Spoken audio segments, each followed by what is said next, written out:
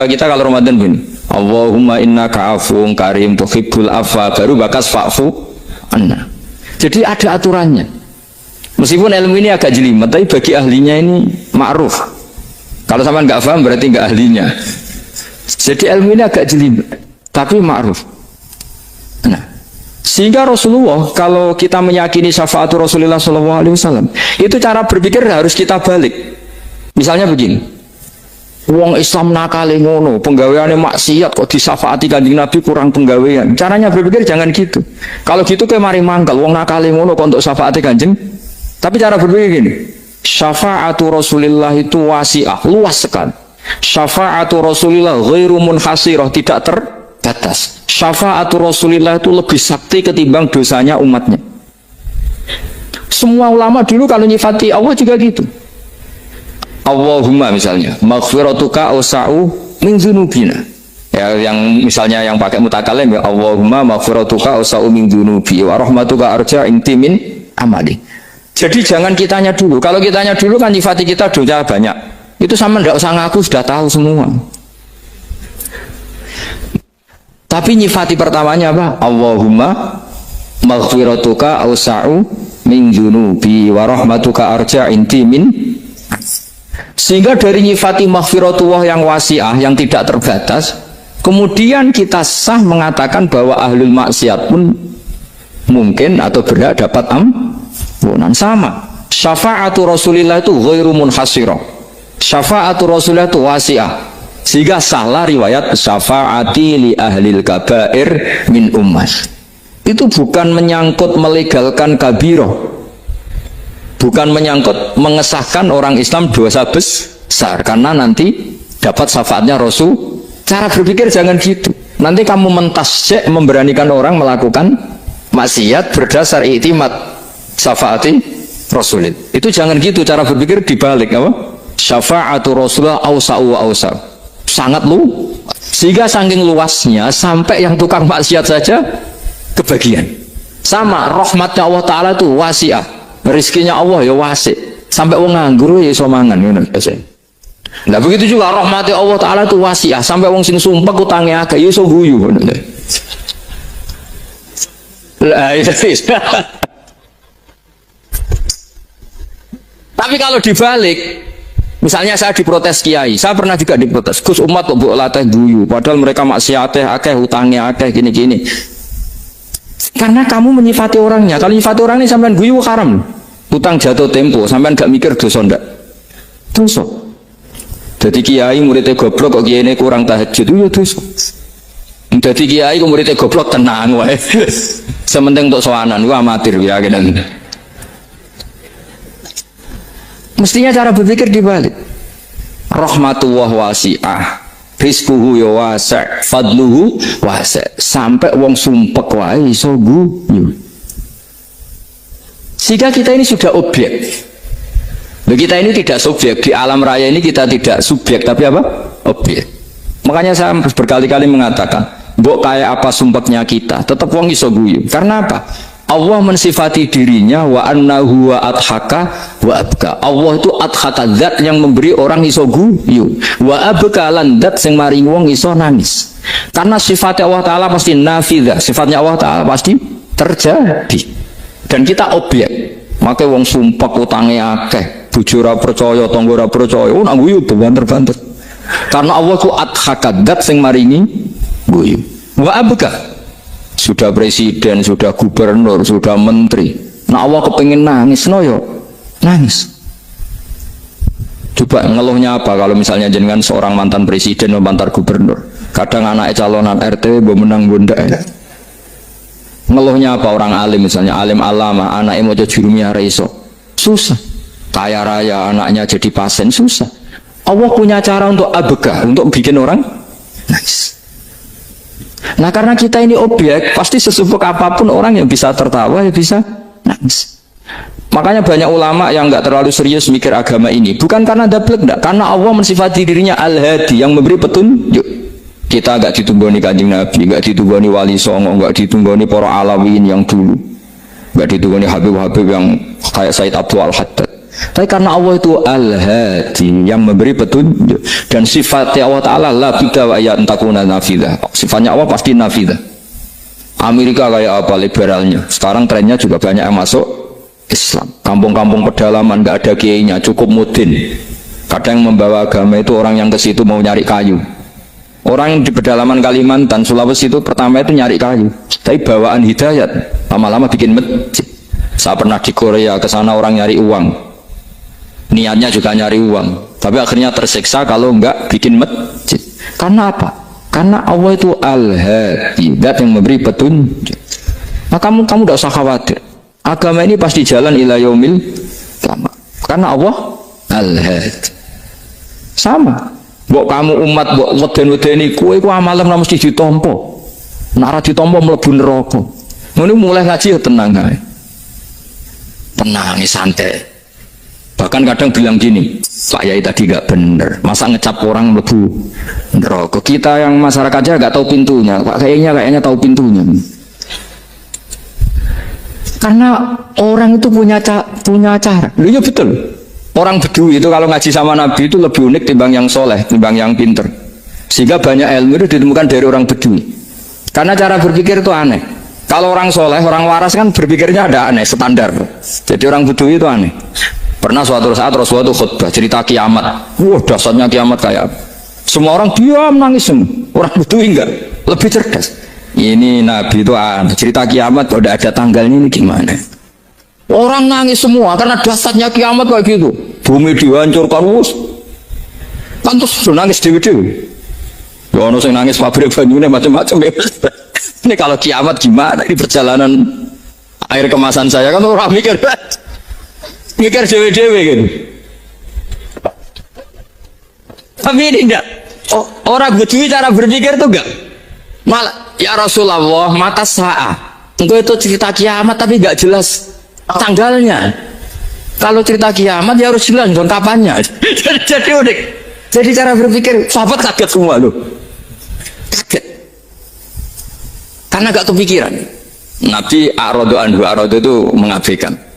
Banyak sahabat yang menganalisis lam yasmakan. Nabi memang gak dengar sehingga mengabaikan. Ada yang analisis lagi sami'a wa kariha. Sebenarnya Nabi dengar cuma gak berkenan karena tengah-tengahnya khutbah kok tanya. Tapi si Arabi ini cerdas. Masuk akal kan? Misalnya mau pilihan presiden, orang mesti tanya kapan kan gitu. Ya kan? Mau ganti presiden atau ganti bupati, takarannya orang kan kapan? Kayak Mas Akom jadi wali ndak? Pertanyaannya kan kapan? Kalau jatuhnya kan sudah ya. Sehingga tanya, mata sa'ah ya Rasulullah. Lama-lama Nabi diangin-angin, bener juga orang ini. Saya cerita kiamat kok gak jelas kapannya. Ini Nabi menjawab. Tapi karena Nabi orang-orang yang sangat pinter, tanya balik. Ma'adat. Lalu kalau kamu berani tanya kiamat kapan, saya tanya balik. Ya persiapan kamu apa? Jawabnya santai saja. Fawwah ma'adatullah kabira sholatin wala siyamin walakinni uhibbuka ya Rasulullah.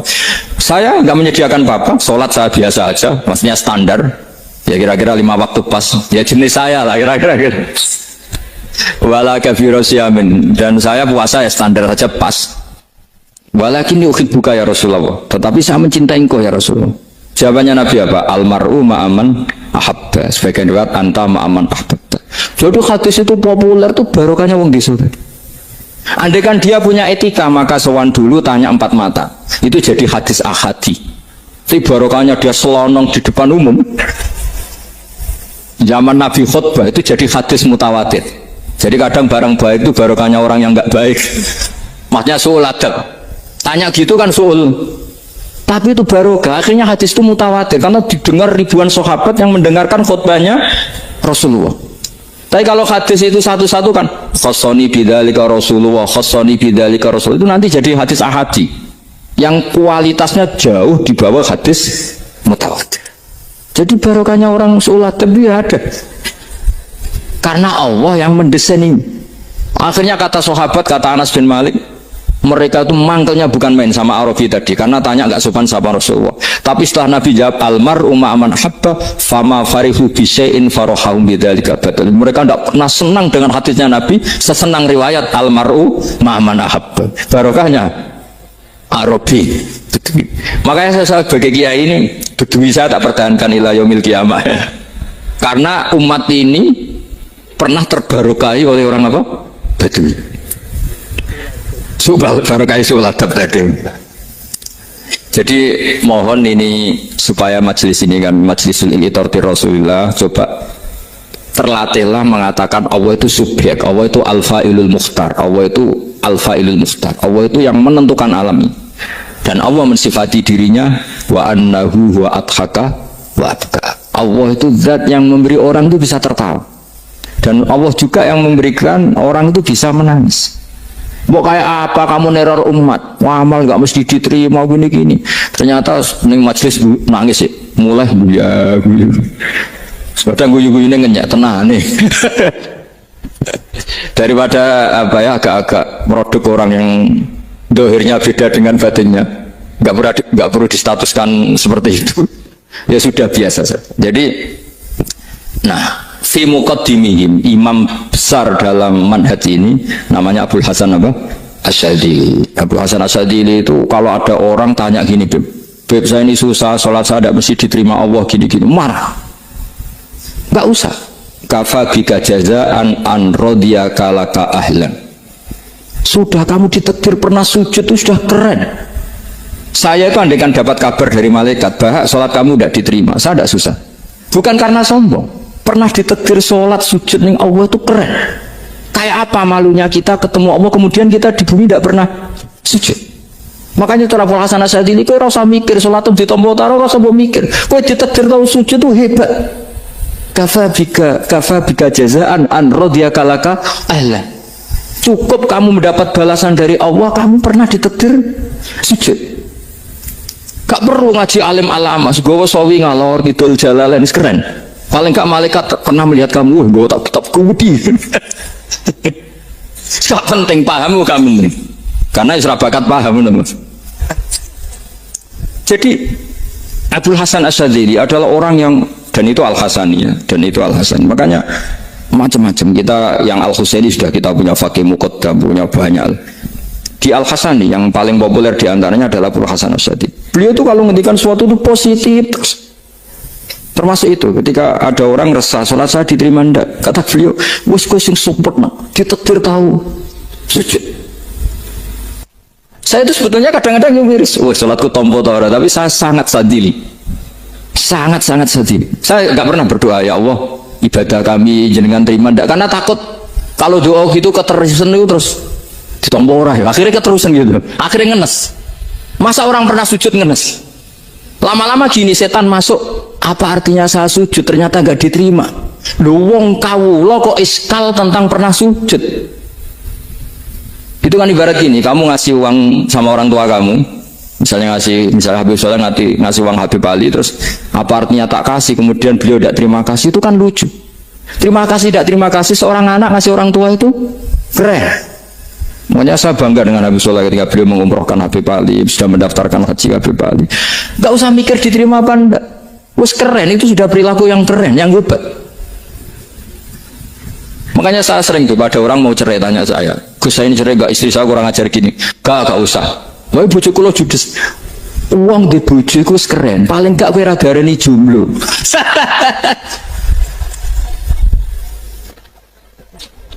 Oh, diarani duda ora enak.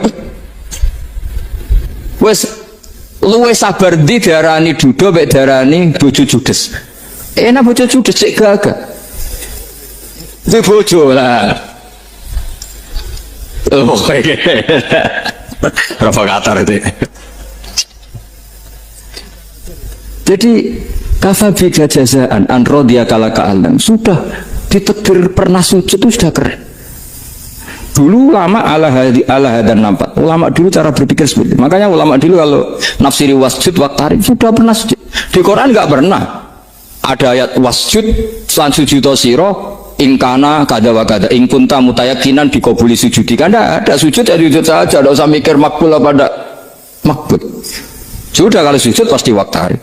Terus saya sebenarnya ya sebagai orang ya kadang wedi, sholatku ditompo ta ora. Tapi kalau keterusan nanti ada was-was yang mengatakan opo artine sholat. Itu kan ngeri, seorang hamba sing uripe ning bumine Allah kemudian menyoal pernah sholat hanya karena takut gak diterima.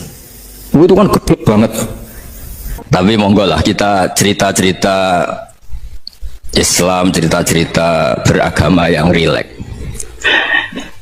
Kita semua tadi seperti yang dikatakan Kadensus pernah diswani Mas Sufyan Sauri, juga beliau pernah ngaji.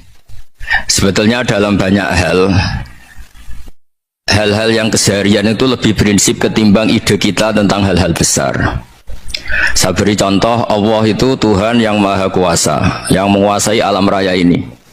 Kadang-kadang menjelaskan dirinya itu hanya alladzi at'amahu min ju'. Saya ini Tuhan yang memberi makan kamu saat Anda lapar, saat kalian lapar. Jadi untuk beriman kepada Tuhan yang Maha Esa, kepada Allah, kamu yakin yang memberi makan kamu itu Tuhan. Apapun kecewanya Anda terhadap tetangga, terhadap negara, terhadap mertua, terhadap istri, itu kecewa Anda tidak akan mati. Tapi kalau tidak makan itu mati. Sehingga Allah mensifati dirinya kadang pakai keseharian. Alladzi at'amahu min ju'. Tuhan itu siapa? Yang memberi makan kamu ketika lapar. Tapi kamu untuk syukur itu nunggu punya istri cantik, neriman, gampang diatur, membolehkan poligami. Terus 4 istri itu neriman semua, loyal semua. Itu sombong betul. Mau syukur saja kok repotnya seperti itu.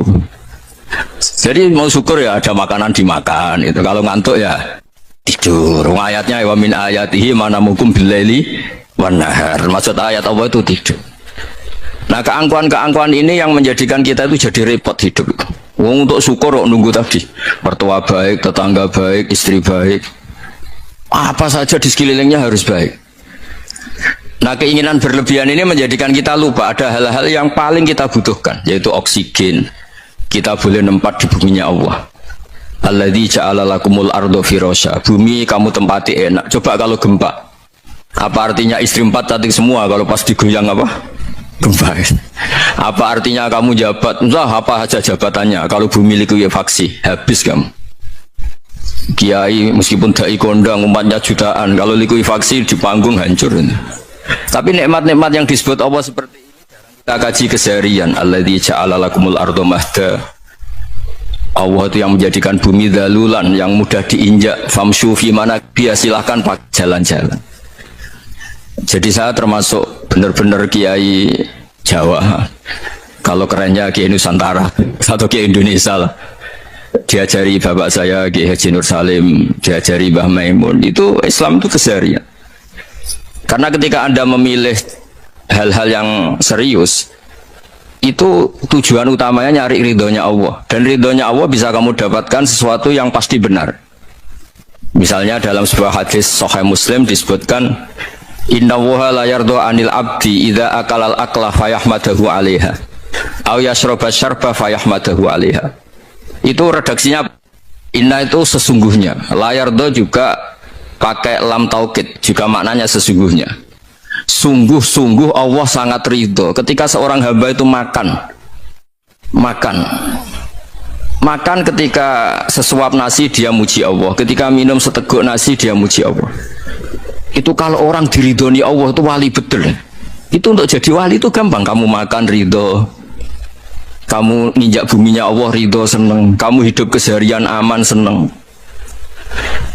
Nah, ini supaya sampean kita semua ngaji betapa panduan Rasulullah untuk menggapai ridho Allah itu banyak yang keseharian sekali. Saking kesehariannya banyak dalam hadis dan itu sahih. Nabi menyebut hal-hal yang keseharian. Hatta ma tas'alu fi fimra'atika. Kamu punya uang kemudian istri kamu bisa makan, itu ibadah. Bahkan sebagian ibadah itu dicontohkan Nabi yang akhirnya diprotes sahabat. Yaitu wafi buti ahadikum sodakoh, kamu menggauli istri kamu itu ya sodakoh. Sampai sahabat bilang yang benar ya Rasulullah, ayati ahaduna syahwatahu wa huwa lahu ajrun. Masa urusan biologis, urusan syahwat kemudian dia dapat pahala. Nabi menjawab, alai salawadu'aha fi haramin aka'ana alaihi wisrun. Bagaimana kalau dia meletakkan ke yang tidak benar, itu kan dosa. Nah, hal-hal seperti ini yang saya ingin teman-teman semua lah, semua. Saya juga agak ingin ngaji demi Anda juga nggak ingin. Itu dosa sekali ngaji kok pesanan kelompok tertentu itu nggak boleh. Islam itu untuk semua. Jadi ya cuma karena di depan saya jenengan ya seakan-akan jenengan korbannya. Itu ada ilmunya dalam usul fikih itu. Jadi orang itu harus ngaji usul fikih. Nama yang disebut, mungkin Mas Sufyan masih ingat zaman ngaji usul fikih. Nama yang disebut itu tidak jaminan sebagai prioritas perintah. Jadi misalnya gini, kebetulan yang di depan Nabi itu Abu Dzar. Nabi ya bilang, ya Abu Dzarin ini uhibbuka misalnya, atau ya Mu'ad ini uhibbuka, atau ya Abu Hurairah ini uhibbuka misalnya. Banyaklah riwayat yang Nabi nyebut ya Abu Dzarin, ya Mu'ad, ya Abu Hurairah. Kemudian misalnya Nabi meneruskan khitab, ini uhibbuka, saya mencintai kamu, fakul dubur sholatin, atau sebagian riwayat disebut fala tada'anna dubura kulli sholatin, Allahumma inni ala dzikrika wa syukrika wa husni ibadatik. Saya mencintai kamu, siapa saja, Mu'ad bisa, Abu Dzar bisa, siapa. Saya mencintai kamu, mohon kalau habis sholat kamu jangan lupa wiridan Allahumma a'inni ala dzikrika wa syukrika wa husni ibadatik. Ya Allah, tolong kami permudah supaya mudah ingat engkau. Anda tidak bisa mentang-mentang, nama saya Parmin, nama saya Purnomo, itu yang diperintahkan Mu'ad misalnya. Jadi yang disebut satu, tapi khitab itu untuk siapa saja. Saya teruskan ya. Jadi saya mohon semua kita melakukan kebaikan itu, kalau dalam kaidah fikih disebut al yakin la yuzalu bisyak. Banyak kebaikan yang kebenarannya itu 100%, tidak punya efek samping ke pihak lain, ke kelompok lain, ke komunitas lain. Itu tadi misalnya Anda makan dan itu murah sekali, hanya butuh satu piring, setiap kunyahan kamu muji Allah, setiap minum kamu muji Allah. Itu redaksinya Rasulullah SAW disebut Allah sangat ridho ketika seorang hamba makan kemudian dia memuji Allah, atau minum kemudian dia muji Allah. Logikanya gampang, negara seperti ini yang kamu harapkan bentuknya kayak apa, mertua, ipar, komunitas, tetangga, itu nyata terjadi itu kan belum pasti. Sementara yang mesti terjadi adalah kamu butuh makan, kalau tidak mati. Butuh minum, kalau tidak mati. Butuh bumi yang nyaman ditempati, kalau tidak kita juga mati. Sebab itu Allah kalau menyebut nikmatnya itu hal-hal yang keseharian. Alladzi at'amahum min ju'. Allah itu siapa? Allah itu yang menciptakan kamu bisa makan. Tidak berlebihan. Allah itu yang menciptakan kondisi sosial itu ideal. Zaman Nabi itu ya ada orang munafik. Orang-orang pilihan Allah itu juga diuji orang sekelilingnya yang macam-macam. Semua diuji sesuai konteks zaman dan waktu. Nah, tapi ada ibadah-ibadah yang selalu disarankan Nabi. Sampai Nabi itu pernah ditanya, ayul Islam ya khairun ya Rasulullah, Islam terbaik itu gimana? Jawaban Nabi itu unik, itamu to'am. Islam terbaik itu ya makan-makan, santai-santai. Ketika Allah menyebut beberapa kebaikan, falak tahamal akobah, wa ma adrokan apa? Mal akobah. Terusannya apa? Fakku rokobah. Terusannya apa? Au it'amun fiyaumin di masubah. Ya, atau acara makan-makan itu juga Islam. Kenapa? Ya bayangkan kalau tidak ada makanan, kita mati kan? Kondisi sosial tidak ideal itu Anda masih gak apa-apa. Tapi kalau Anda tidak makan, Anda tidak minum, kamu punya istri cerewet masih bisa hidup, punya mertua cerewet masih bisa hidup. Tapi kalau tidak makan bisa mati. Berarti penting mana istri sama makan? Penting mana? Makan. Semoga istri Anda dengar. Nanti kamu disuruh makan tapi pulang deh. Itu kalau dibahasakan makan masih memahami. Penting mana nasi satu piring dengan istri? Nggak ada nasi mati, nggak ada istri belum mati. Penting mana? Gak berani jawab kan? Nah, ternyata Anda ada garang kan di depan istri. Jadi saya mohonlah, mungkin Mas Sufyan Sauri tadi yang bisa bantulah teman-teman tuh ngaji yang keseharian saja. Karena kita nyari ridho Allah itu berdasar firman Allah, dan firman Allah itu menyebut keseharian tuh riang gampang. Yaitu tadi misalnya wa min ayatihi manamukum billaili wan nahar. Termasuk ayat-ayat Allah itu kamu tidur. Maka dulu itu ada guyonan, ada tokoh Mu'tazilah, kelompok dalam Islam yang berpikir manusia itu bisa menentukan ikhtiarnya sendiri. Karena saya bisa duduk, ingin duduk, ingin berdiri, berdiri. Karena kelompok ini nggak terima kalau semua kehendak Allah, nanti bagaimana kalau semua kehendak Allah kok ada hisab ya, ada sanksi. Lucunya itu dia akhirnya ini cerita ya, mencintai seorang perempuan cantik sekali. Dan itu dia menjadi ahli sunnah itu oleh hal-hal yang sepele. Karena istrinya cantik, ya namanya suami istri itu hubungan intim. Terus ditanya, Mas masih ingin lagi? Masih. Silahkan diulang lagi. Wah ya tidak bisa. Katanya manusia bisa menentukan yang diinginkan. Itu tobat itu. Itu nggak bisa ditobatkan Mas Sufyan Ats-Tsauri. Orang cantik yang mudah nobatkan orang itu orang cantik. Segampang itu. Akhirnya kita tahu, makanya kalau dalam kitab Hikam itu disebut al-aqil mayakul madza yaf'alu wa hubi wal ghafil mayakul madza af'al. Orang yang punya akal karena sadar ini wilayah Allah, semua milik Tuhan, itu dia tiap hari berpikir besok Allah akan melakukan apa terhadap dunia ini. Kamu merencanakan suatu mau plesir ternyata gempa, mau wisata ke Rusia ternyata perang. Kamu tidak pernah tahu apa yang akan terjadi besok. Wa ma tadri nafsum madza taksibu ghadan. Tapi anda semua kita ini sering punya jadwal permanen. Makanya saya kalau diundang siapa saja di sana takdir. Yang jelas Gus ini acara penting. Ya masih acara penting nak pangeran ngersakno piye? Kok ape dadi pangeran? Kamu kok mau jadi Tuhan? Itu kadang ya kiai kan. Penting Gus acara ini jenengan harus memastikan bisa. Loh kamu itu yang ngajarin tauhid sesuatu itu biadillah kok bilang-bilang apa pasti. Kalau maksa terus tak tobatkan loh kamu kata saya itu. Ya kalau gitu Gus bilang insya Allah. Wah itu hati saya, fisik saya, roh saya sudah bilang insya Allah. Nggak usah kamu latih kata saya. Nah hal-hal tauhid keseharian itu gampang sebetulnya. Wal ghafil yaqulu madza af'al. Tapi orang yang lupa Allah dia setiap hari bilang besok apa? Kita bisa melakukan apa? Seakan-akan dia itu aktor, dia penting, dia subjek permanen, dia. Padahal kita ini hanya objek kehendak Allah Subhanahu wa taala. Karena kita yakin sesuatu yang terjadi di alam raya ini kita tidak bisa apa-apa. Makanya saya sering ngaji, sering bilang saya, ketika Anda mensifati Allah, dia yang menghidupkan. Sudah itu tanamkan, sehingga ketika kita mati, santai saja. Kenapa santai? Allah punya cara menghidupkan kita. Zaman kita hidup juga gak tahu caranya ngelola jantung, ngelola paru-paru. Kamu juga gak tahu ngelola oksigen yang tidak beracun, tidak ngandung polusi. Tahu-tahu hidup. Gak ingin tua ya tahu-tahu tua, gak ingin mati tahu-tahu mati. Selama ini kita hidup juga gak tahu apa sebetulnya. Hanya gaya tok, punya jadwal, punya planning. Kalau kamu bisa menentukan pilihan Anda, pasti Anda istrinya cantik, 4 neriman semua, kona'ah semua. Nyatanya enggak kan? Ada 1 jelek, cerewet. Wah itu kan, nyatanya enggak bisa apa-apa Anda kan? Dan kamu bawa mati lagi. Itu kan, istri Anda juga gitu, punya keinginan, punya suami yang ganteng, yang jabat, yang neriman, yang enggak poligami. Ya enggak kesampaian juga.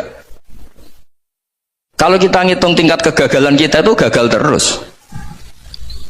Ya kan? Nah, terus ingat Allah, madza yaf'alu wa hubi. Orang yang punya akal selalu berpikir Allah itu menghendaki apa terhadap saya. Lalu sama-sama orang itu melihat orang yang serius, itu kata Anda itu pemikir berat, serius, senang punya tokoh yang merengutur karena kamu anggap serius. Tapi sebagian orang anggap orang yang serius itu wong merengut, wong masam, wong muka kok ditekuk. Jadi sama itu hati ya muqallibal qulub tsabbit qalbi ala dini, karena kita nggak tahu cara berpikir kita tentang orang lain, tentang sekeliling kita. Misalnya kita orang baik yang jenis ngurmat fakir miskin, ada orang bangun masjid mewah itu janggal. Apa artinya masjid mewah kalau banyak orang kelaparan? Tapi kalau yang jenis pendidikan, apa artinya masjid mewah kalau tidak bisa ngaji? Nanti yang jenis infrastruktur, apa artinya ini kalau semuanya punya sudut pandang yang berbeda-beda. Dan Islam mengapresiasi semua kebaikan. Tapi katakan semua kebaikan itu adalah kehendak Allah Subhanahu wa taala. Karena apapun baik Anda itu pakai fasilitas yang diberikan oleh Allah Subhanahu wa taala. Sehingga ini yang disebut qulillah tsumadarhum fi khawdihim yal'abun. Ya kembali tadi ke tema-tema bahwa keseharian Anda ini sudah Islami.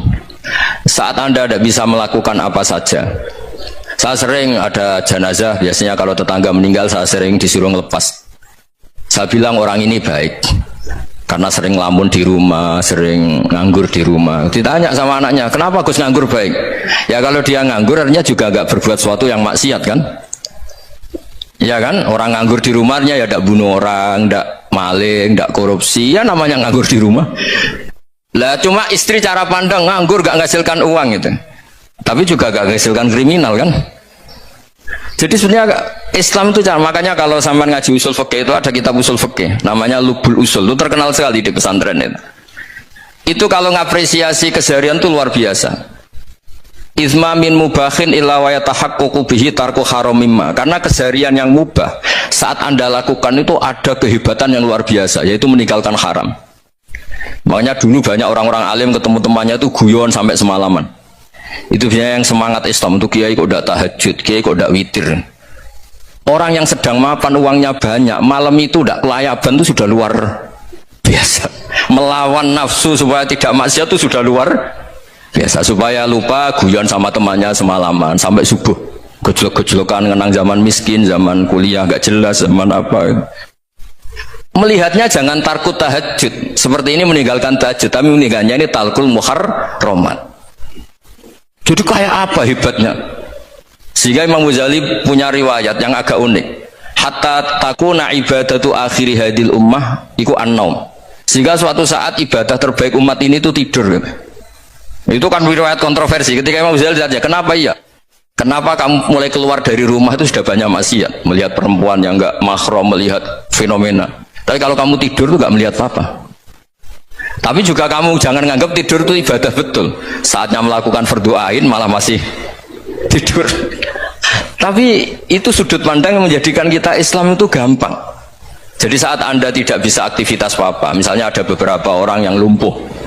Lumpuh itu memang nggak bisa Jumatan, nggak bisa ibadah, tapi dia juga nggak bisa maksiat. Tidur itu memang Anda saat itu tidak bisa tahajud, tidak bisa witir, tapi saat itu ada zina, ada maling, tidak gosipkan orang, tidak bully orang, tidak menanamkan kebencian, tidak hasud. Sehingga tidur menurut Allah Ta'ala wa min ayatihi manamukum billaili apa? Wan nahar. Karena di tidur itu selain ada unsur istirahat, jaga kestamina, juga ada unsur meninggalkan beberapa keburukan. Nah, saya mohon ibadah yang keseharian ini kita jaga. Supaya kita semua baca ayat itu fasih itu tertanam di hati. Allah itu siapa? Alladzi at'amahum min ju'i wa amanahum min khauf. Dan Allah kalau cerita di Quran itu anna subabnal ma'a subba thumma syaqaqnal ardhan wa syaqqa fa'ambatna fiha habba wa inaba wa qadba wa zaituna wa nakhla wa hada'iqa hulba. Kamu tahu saya ini siapa, kata Allah? Saya ini adalah Tuhan yang menurunkan air, kemudian ada tanaman banyak, habba wa inaba wa qadba, ada zaitun, ada tin, kalau orang Jawa mungkin ada tela, ada padi, ada mangga, ada pisang. Sudah, wa inaba wa zaituna wa nakhla wa hada'iqa hulba, ada perkebunan yang lebat. Tujuannya apa? Mata Allahkum, silahkan kamu pakai, kamu nikmati. Tapi karena kadang kita ini punya ide-ide besar. Tadi untuk syukur saja nunggu punya istri riman, rumah baik, tetangga baik, komunitas baik, semuanya baik baru syukur. Lama-lama nanti ada di surga, syukurnya nunggu surga paling kelas A. Itu sudah ada yang menghuni Rasulullah, kamu nggak boleh di situ. Masa untuk syukur saja repotnya, masya Allah. Jadi mohonlah Quran yang kalau Anda hafalkan juz amma itu kan ada ayat-ayat yang kayak tadi. Ya, fal yang dzuril insanu ila ta'ami. Coba lihat apa yang kamu makan ya, dari mana? Dan untuk mempertahankan hidup kamu keseharian. Jadi jangan kira ibadah itu harus membentuk komunitas yang versi Anda. Ibadah itu harus yang hal yang mulu-mulu. Kesehariannya Anda alami. Loh, ini saya tidak bikin-bikin. Saya ngaji bukan karena berdasar pesanan. Itu ayat yang saya bacakan betul ada ayatnya kan, fal yang dzuril insanu ila ta'ami anna subabnal ma'a subba thumma syaqaqnal ardo syaqqa fa ambasna fiha habba wa inaba wa qadba wa zaituna wa nakhla wa hada'iqa khulba. Tulisannya apa? Mata lakum, silakan kamu nikmati. Mata itu silakan kamu nikmati. Ya kayak sampean dikasih hidangan ya makan. Ya sudah makan, habis makan ya minum, habis itu ngantuk ya tidur. Ya sudah normal-normal saja. Kayak apa indahnya Islam. Tapi Anda mencari Islam yang gimana lagi? Nah, itu yang diajarkan guru-guru kita, diajarkan sanad kita sampai Wali Songo, sampai Rasulullah SAW. Bahwa pada akhirnya ada jihad, ada perang. Itu dulu memang perang, bukan membunuh, beda. Dulu kita dijajah Belanda ya perang, dan itu normal karena kita dijajah. Jadi ketika orang lain ingin baik sama kita, wa in ahadum minal musyrikin astajaroka ya fajirhu hatta yasma'a kalam Allah. Kalau mereka ingin baik ya kita baik. Makanya ada istilah musta'man, mu'ahad. Kalau mereka ingin damai, berdampingan dengan kemajmukan, ya itu yang lebih baik. Karena memang Islam menghormati proses perdamaian. Wa in janahu lis-salmi ya fajnah lah. Kalau ingin damai ya kita harus damai. Jadi andai kan dulu Belanda datang ke Indonesia kok minta besanan gitu. Ya mungkin kita juga seneng karena merbaiki hidung kan kalau kita besanan gitu. Nah tapi wong jajah dulu itu kan masalah kan? Apa? Masalah kan? Jadi saya mohon ya, jadi apa ya? Makanya saya tadi minta sama Bapak Kadensus kemarin juga pernah main ke saya. Jangan sering ketemu saya ini sudah uzlah, saya ini sudah mau daftar jadi resi. Saya itu kemarin di muktamar juga agak datang, acara di Jogja juga sudah. Karena memang keluarga saya dulu itu bahasa ya, bapaknya bapak saya itu gak keluar rumah itu puluhan tahun, memang punya adat uzlah. Ya makanya ngaji saya ngaji aja yang gampang-gampang aja, yang nggak orderan, nggak pesenan, ngaji aja dulu yang gampang. Saya ikhlas, yakin betul saya ikhlas. Ikhlas itu menurut saya itu roh. Orang nggak ikhlas menurut saya itu orang aneh. Ikhlas itu gampang, sudah saya bilang. Kalau kamu yakin ilmu itu milik Allah, ngasihkan juga ikhlas itu milik Allah. Apa sih yang kamu punyai sehingga kamu udah ikhlas? Uang milik Allah, energi kita milik Allah, bumi milik Allah. Kemudian kamu merasa memiliki. Merasa memiliki itu kalau dalam ilmu tasawuf sudah kesalahan kan? Bagaimana Anda punya? Coba tahu-tahu tanah itu kok milik Anda? Karena saya beli, saya beli dari orang, dari Zaid. Padahal yang asli punya itu Allah. Apa benar kamu pernah beli sama Allah? Zaid ini pemilik nisbi, pemilik yang enggak sebenarnya kan? Ya enggak? Yang benar-benar pemilik itu Allah. Kok kamu ngerasa itu bumi kamu itu atas nama apa coba? Milik kan harus beli atau dikasih. Tidak semua kan? Nah, makanya terus famshu fi manakibiha, dan Allah menyebutnya sudah saya ini yang menciptakan bumi, waladzi ja'ala lakumul arda dalulan, dan Allah menyebutnya sederhana famshu fi manakibiha, silakan jalan-jalan. Terusannya apa? Wa kulu mirizki, silakan makan-makan. Jadi Islam itu yes. Iya, makanya kiai-kiai itu ada acara makan, sampai ada guyonan fikuli makanin makan itu setiap tempat ya makan. Perasaan saya juga seluruh ulama di dunia, saya ulang lagi, perasaan saya juga seluruh ulama di dunia, bahwa Islam masuk itu macam-macam sebabnya. Dulu kita tahu, kita sebagai warga Indonesia, Islam masuk itu ya dibawa orang yang agak kedunian, ya kayak jenengan lah kira-kira gitu. Ya kayak mbak-mbak ini, ya agak-agak mata duitan gitu. Karena kita tahu rata-rata ahli sejarah mengatakan Islam di Indonesia dibawa kiai apa pedagang. Pedagang tuh nyari uang apa nyari dakwah kira-kira. Ya semoga Anda mirip-mirip seperti itu. Ya jadi nyari uang karena ada nurani Islam sehingga tetap saja membawa Islam. Saya tidak tahu Islam Anda ala apa, tidak tahu, pokoknya mau ngaji ya berarti Islam ala ahli sunnah apa? Wal jamaah. Jadi ini penting saya utarakan bahwa Islam itu agama yang mudah difahami, sehingga dibawa pedagang saja ya kasil gitu. Dibawa orang yang kedonyan nggak jenengan juga kasil gitu. Dibawa orang baik ya kasil, dibawa orang broken juga kasil. Ini penting saya utarakan karena saya ngaji di mana-mana bilang ciri utama kebenaran absolut adalah kebenaran yang bahkan orang nggak benar saja bisa bawa. Tapi bukan berarti saya dukung Anda ada benar, kan sudah ada benar dulu sebelum kenal saya. Tapi nggak apa-apa, nggak benernya umat Islam insya Allah dimaafkan sama Allah Subhanahu. Ya asal tobat maksudnya. Nggak, ini saya beri satu konstruksi pikiran yang saya sering utarakan di ngaji saya. Sampai sekarang saya coba saat tes ini kan di kampus ya, di apa bacanya ini Kim University yang global leader apa? In the world itu. Ini keren lah. Jadi acara ilmiah kita ditakdir di gedung apa? Kampus, gedung universitas di begini. Kalau 1 ditambah 1 2 itu namanya hakikat. Ciri utama hakikat adalah siapapun akan menerima. Saya sekarang tanya sama Anda, kira-kira 1 tambah 1 2 itu musuh Anda pun mengatakan 2 apa tidak? Ya. Pekerja Korea ya bilang 2, rektor Al-Azhar juga bilang 2. Kamu yang sekarang sedang mungkin sebagian broken sama istri juga bilang 2. Istri kamu yang mangkal sama kamu juga bilang 2. Yang cemburu ya bilang 2, yang dicemburuin juga bilang 2. Karena begitu mudah kebenaran absolut diterima oleh siapa saja. Begitu juga eksistensi Allah sebagai Tuhan. Itu mudah diterima oleh siapa saja. Sehingga pembawanya tidak perlu seorang kiai atau gus atau mubalek atau ketua muin, tidak. Cukup karyawan pekerja apa? Korea. Karena kebenaran absolut itu kebenaran yang mutlak. Siapa saja yang waras pasti ngakui. Kira-kira orang yang berpikir sehat pasti berpikir begini, ini yang diajarkan Quran. Bumi ini kadung wujud, sudah wujud kadung wujud, punya eksistensi. Mungkin nggak sesuatu yang wujud kemudian disebabkan oleh sesuatu yang nihilisme, yang tidak ada, mungkin enggak? Enggak mungkin.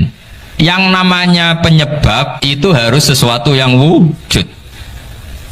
Di mana-mana penyebab itu harus punya eksistensi. Karena langit dan bumi ini kadung wujud, pasti penyebabnya adalah wujud. Karena wujud penyebab harus bersifat super. Lah bersifat super ini oleh ulama dikatakan wajibil wujud. Itu akal siapa saja akan terima. Cuma kemudian setelah nerima itu orang macam-macam cara berpikir. Mungkin orang Jawa dulu bilang itu Sahyang Widi. Kalau orang sini mungkin bilang apa itu? Dewa atau apa ya? Nggak tahu saya itu. Karena itu yang teman sampean, enggak teman saya itu. Tapi yang jelas begini, ini konstruksi ini harus kita jaga. Nanti saya bacakan teks hadisnya. Kebenaran sejati ciri utamanya adalah ada absolutisme, ada kebenaran mutlak. Ciri utama kebenaran mutlak adalah diakui bahkan oleh siapa saja, termasuk oleh orang fasik. Orang fasik itu orang nggak benar. Misalnya ada imam masjid besar Istiqlal, ditanya 1 tambah 1 bilang apa? 2. Nanti kira-kira yang lonte juga bilang apa? 2. KPK juga bilang koruptornya yang ditangkap 2. Nah, eksistensi Allah sebagai Tuhan ini kebenaran yang absolut. Maka agama ini juga boleh diterima oleh siapa saja, termasuk oleh orang fasik, orang nggak jelas. Ini penting saya utarakan karena sekarang marak kelompok yang mengatakan orang Islam kalau zina menjadi tidak muslim, orang Islam kalau korupsi menjadi tidak muslim, salah sedikit tahlilan jadi kafir, percaya wasilah jadi itu tidak benar seperti itu. Karena kebenaran eksistensi itu kebenaran yang nggak bisa diganggu gugat. Seperti Anda ini kan warga Indonesia, KPK ya warga Indonesia, koruptornya juga warga. Apa setelah dia korupsi lalu tidak warga Indonesia? Tetap warga. Orang yang meyakini kalimat tauhid setelah dia salah apa terus tidak tauhid? Kan tetap ya. Maka dia tetap Islam. Ini penting saya utarakan. Kalau seorang warga Indonesia yang koruptor, yang macam-macam saja tetap warga Indonesia, padahal banyak kesalahan. Karena status warga Indonesia adalah status yang permanen. Begitu juga status Muslim adalah permanen bagi siapa saja yang melafadzkan La ilaha illallah Muhammadur Rasulullah. Kita tidak bisa mengkafir-kafir kita. Itu juga yang sering dipesankan dan jadi ciri khas ulama ahli sunnah wal jamaah, tidak mengkafirkan orang Islam meskipun melakukan dosa besar. Soal dia salah nanti masuk neraka ya silakan saja, saya ada ikut, paham ya, sampai bisa mencoba. Tapi tetap saja dia muslim. Analoginya tadi, analoginya gampang sekali tadi. Orang Indonesia yang salah itu tidak akan merubah statusnya sebagai warga Indonesia, karena ya memang dia berstatus warga Indonesia.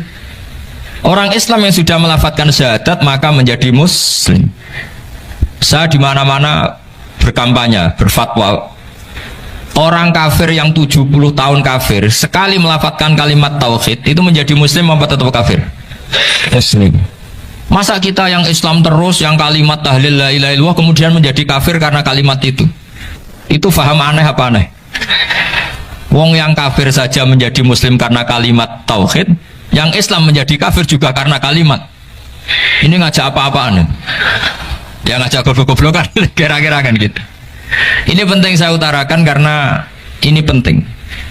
Nah, setelah kamu yakin tauhid, ciri utama tauhid itu apa? Menstatuskan sesuatu sebagaimana hakikatnya. Misalnya bumi Korea, ini statusnya tetap buminya apa? Maka dari awal saya husnudzon sekali sama Allah Subhanahu wa taala bahwa suatu saat di bumi mana saja itu ada tahlil. Nggak ngira kan ada ateis di sini, bumi ateis, kemudian ada tahlil, ada sakduna, ada macam-macam. Karena kita ketika sholat, makanya saya tadi janji akan memaknai kalimat-kalimat yang sering Anda baca ketika sholat. Di sholat saat ada itidal ngendikan apa? Rabbana lakal hamdu, ayo dibaca, mil'us samawati wa mil'ul ardi wa mil'u ma syi'ta min syai'im ba'du. Sama nani secara tradisi pesantren, Rabbana do pangeran kita, laka iku kaduwe panjenengan alhamdulillah segala puji. Engkau punya segala puji. Mil'us samawati, yang pujian itu memenuhi langit. Tentu langit itu penuh dengan pujian, semua malaikat bertasbih, bertahmid. Karena malaikat tidak ada yang kerja di pabrik, itu tasbih terus gitu. Nggak ada yang nyari uang, gitu. Nggak ada yang cari won ya. Apa won ya kalau bahasa? Kalau di sini nggak kiainya aja nyari uang. Terusannya apa? Wamilul ardi, dan pujian itu memenuhi bumi. Korea termasuk bumi Allah apa enggak? Jadi saya sudah menduga suatu saat Korea itu ya penuh dengan pujian. Dan ini betul. Siapa yang ngira kalau di bumi Korea ada yang hafal lagu Sakduna itu? Itu lagu kesayangan guru kita semua, Kiai Haji Maimun Zubair. Nggak ada yang ngira. Siapa yang ngira kalau di sini ada ngaji seperti ini? Di Rusia juga sama. Uni Soviet itu negara ateis, tapi lama-lama pecah karena glasnost itu dan perestroika itu. Kemudian menjadi pecahan-pecahan negara Muslim. Ada Uzbekistan, Tajikistan, Ceknya, semuanya menjadi negara apa? Muslim. Karena dari awal lakal hamdu mil'us samawati wa mil'ul ardi, dan pujian itu pasti memenuhi langit juga memenuhi bumi. Kalau Anda baca itu di Indonesia mungkin wajar, di Indonesia banyak acara-acara seperti ini. Tapi kalau di Korea ternyata benar. Dan anda ini kalian semua termasuk pembuktian benarnya wamilul ardi. Keren kan teman? Oh keren sekali, bukan sekedar keren, keren sekali. Makanya saya jarang diundang pengajian mau, tapi diundang di Korea mau. Tapi saya ada niat datang undangan, memang saya ingin datang. Jadi ya karena itu ini bentuk penghormatan saya. Bentuk penghormatan saya bahwa pada akhirnya benar-benar lakal hamdu mil'us samawati wa mil'ul ardi.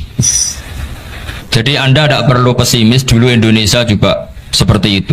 Banyak Buddha, Hindu, macam-macam ateisme. Kemudian berkatnya para ulama sekarang jadi negara yang mayoritas Muslim. Korea, barokahnya orang-orang kedonyan seperti ini banyak Islam gitu. Nggak apa-apa. Karena sebagian agama Islam, sebagian sejarah ditulis di bawah pedagang-pedagang Gujarat. Kira-kira orang Gujarat ke Indonesia dulu yang namanya pedagang cari apa? Uang. Tapi namanya orang Islam, hatinya tetap adanya tauhid. Nyari uang ya tetap sambil dakwah. Kalau yang ke Korea langsung kiai mungkin tidak seramai ini Islam. Karena kalau kiai datang langsung dicurigai jadi misionaris, jadi ribet malah. Tapi kalau sampean nggak ada yang curiga. Namanya pekerja saja nyari uang, dan itu memang fakta.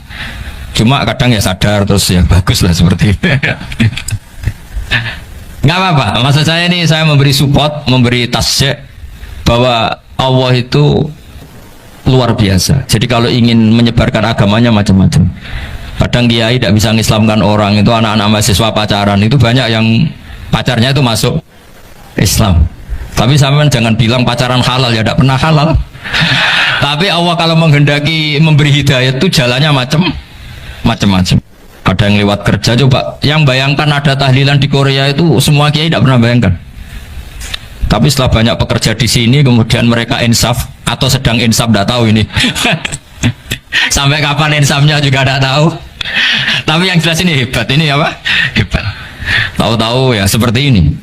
Makanya iman saja, Rabbana lakal hamdu mil'us samawati wa mil'ul ardi.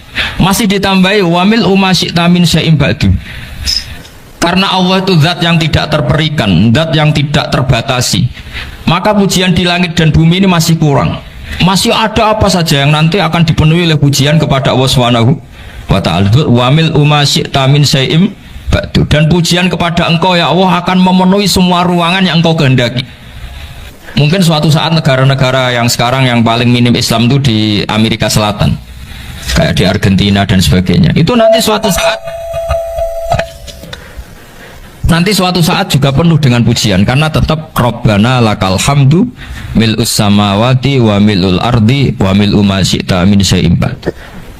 Saya di Jogja setiap akhir ngaji saya ajarin wiridan. Mungkin wiridan ini tidak asing bagi jenengan karena sering saya baca subhanallah wa bihamdihi adada khalqihi wa ridha nafsihi wa zinata arsyihi wa midada kalimat. Bahwa kita memuji Allah itu adada khalqi, sesuai jumlah makhluk Allah. Semua makhluk Allah meskipun kelihatannya mengecewakan, ini semuanya memuji sama Allah Subhanahu wa taala. Meskipun kadang kita kecewa, kadang kita tidak cocok. Coba barokahnya Anda ini agak-agak kecewa gitu dengan Indonesia karena nggak menyediakan lapangan kerja untuk Anda. Tapi ya nggak kecewa-kecewa amat ya, agak-agak saja. Karena Anda tetap semua mencintai Indonesia. Gara-gara agak-agak kecewa cari negara lain. Akhirnya di Korea, ada yang di Jerman, ada di Inggris. Tapi bawaan pernah ngaji di musola, Islam ini ke bawah. Sehingga karena Islam ini ke bawah, tahu-tahu ada komunitas yang memikirkan Islam. Umumnya orang mikir Islam itu ya bikin masjid. Kalau di Korea unik, nyewa apa? Nyewa gedung untuk masjid. Itu kalau diceritakan di Indonesia aneh. Ini masjid sewaan, masjid. Tapi kalau di sini lazim, karena kalau beli mahal ya cukup sewa. Saya tidak tahu kalau dalam terminologi agama tempat Anda sujud ini nanti jadi saksi di akhirat. Itu yang permanen apa yang sewaan tidak tahu.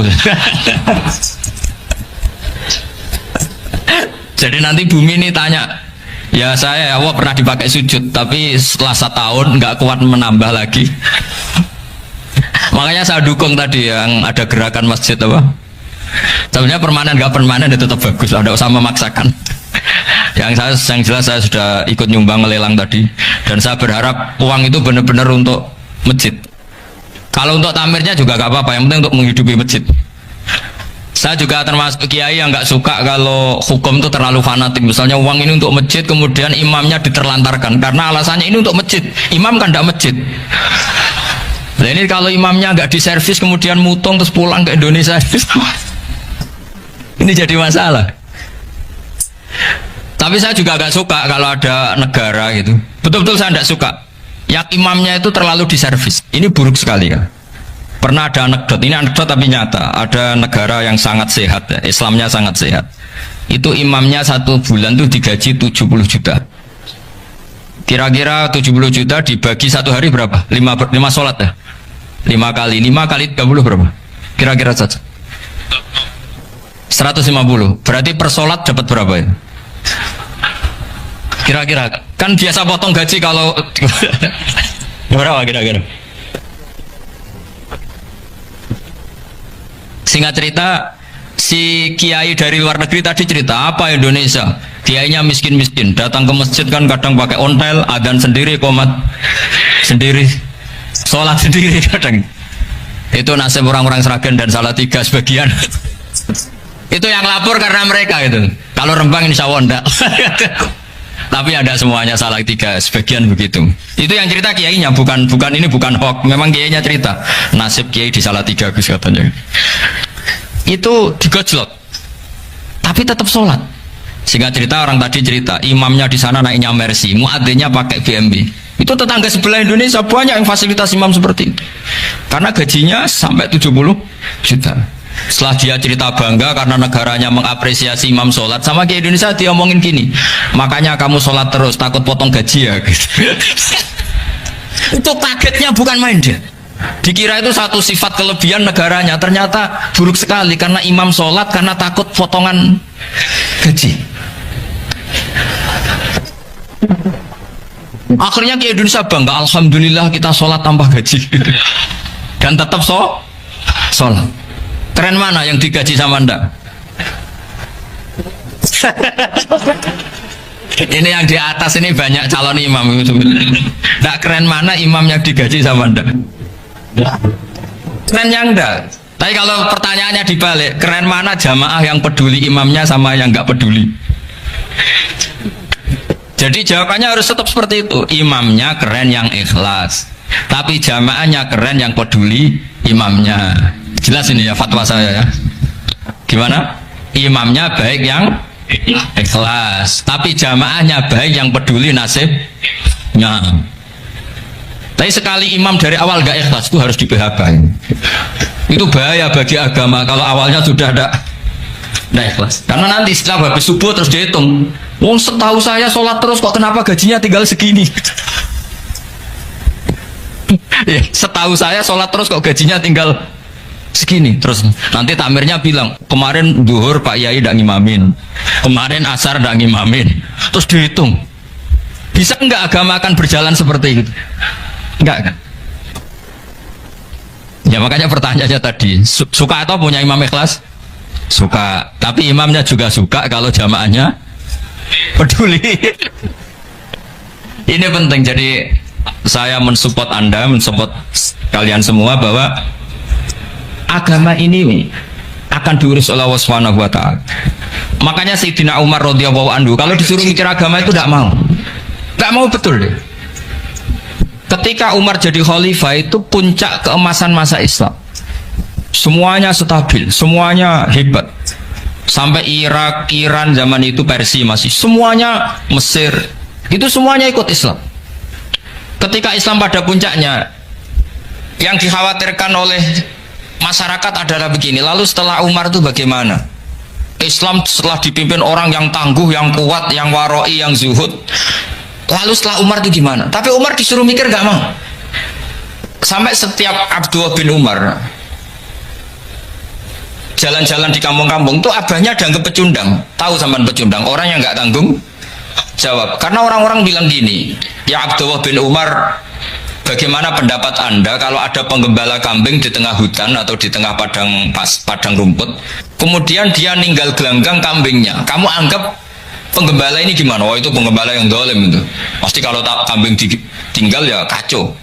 Apalagi ini umat Rasulullah Shallallahu Alaihi Wasallam. Ini abah kamu tidak pernah wasiat, tidak pernah ngatur suksesi. Lalu Islam setelah dia bagaimana? Suruh dia ngomong penggantinya siapa? Karena beliau sudah sepuh, harus ada suksesi. Akhirnya Abdullah bin Umar lapor ke Umar. Ini gimana abah, orang mengkomplain begini. Apa kata Umar? Agama itu beda dengan kambing katanya. Agama itu milik Allah Subhanahu. Mbok saya pikir, tidak saya pikir tetap jalan. Nah ini terbukti, jangan ulama ya ndak, mufti ya ndak, tapi bisa menjalankan agama. Kalau agama sampean pikir malah rusak, sudah pokoknya lakukan saja, tidak usah dipikir. Akhirnya betul, karena agama ini milik Allah. Soal kita serius memikirkannya itu karena khidmah, karena kita ingin berbakti pada agama. Tapi Anda tidak boleh berpikir kalau agama ini butuh pemikiran Anda. Beda loh ya. Kita khidmah agama serius karena kita ingin mengkhidmai agama. Tapi agama ini tidak pernah butuh kita, karena agama ini akan diurus oleh Allah Subhanahu. Coba pas sampean kecil, orang jilbaban di Indonesia itu banyak apa banyak sekarang? Banyak sekarang. Kiainya mutu orang dulu apa mutu orang sekarang? Tapi perkembangan Islam itu ramai sekarang apa ramai dulu? Ramai sekarang. Islam menyebar di seluruh dunia itu zaman Wali Songo, zaman sampean keren mana? Keren sekarang. Kualitas solehnya sampean sama Wali Songo? Wali Songo. Ini betul. Karena agama ini diurus oleh Allah Subhanahu wa taala. Maka kata Sayyidina Umar, agama ini innallaha ta'ala yahfadzu dinah. Innallaha ta'ala la yudhi'u khilafatahu waladina. Allah itu tidak akan menyia-nyiakan agamanya. Ini terbukti. Agama ini pernah dipimpin orang terbaik di dunia, yaitu Rasulullah Shallallahu Alaihi Wasallam. Ketika beliau intakola ila rofiqil ala, ketika beliau pindah ke alam sana, diteruskan oleh sahabat yang tentu jauh di bawah Rasulullah. Diteruskan tabiin, diteruskan para wali songo, diteruskan yang sampean yang jauh di bawah wali songo.